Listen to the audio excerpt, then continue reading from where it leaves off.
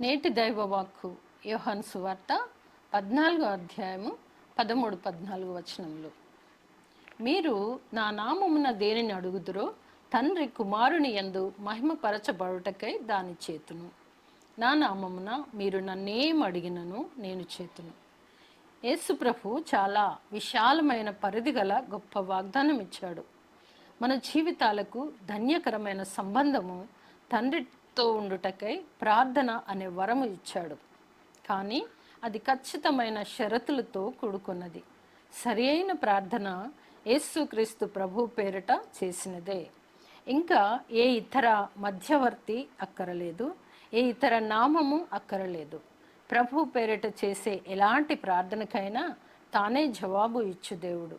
కావున మన ప్రార్థనలకు భూమి మీద కానీ పరలోకమందు కానీ మరి ఎవ్వరి సహాయము అక్కరలేదు. కానీ యేసు నామము పేరట ప్రార్థన ఉండాలి.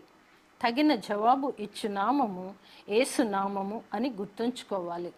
యేసు ప్రభు పేరు ఆయనలోని సమస్తాన్ని అనగా యేసు ప్రభు స్వభావాన్ని, ఆయనలోని లక్షణాలని, యేసు ప్రభు అధికారాన్ని, ఆయనలోని సంకల్పాన్ని తెలియచేయుచున్నది.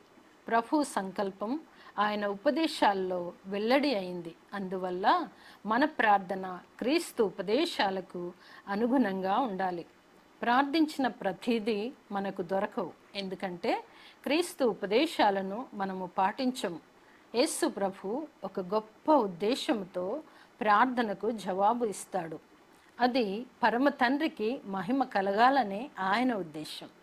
మనము కూడా అదే ఉన్నతమైన ఉద్దేశంతో మన ప్రార్థనలకు జవాబు ఆశించాలి. మానవ ఉద్దేశము సరి అయినవైతే గొప్ప విషయాల కోసము అడిగి గొప్ప ఫలితాలు పొందుకోవచ్చు.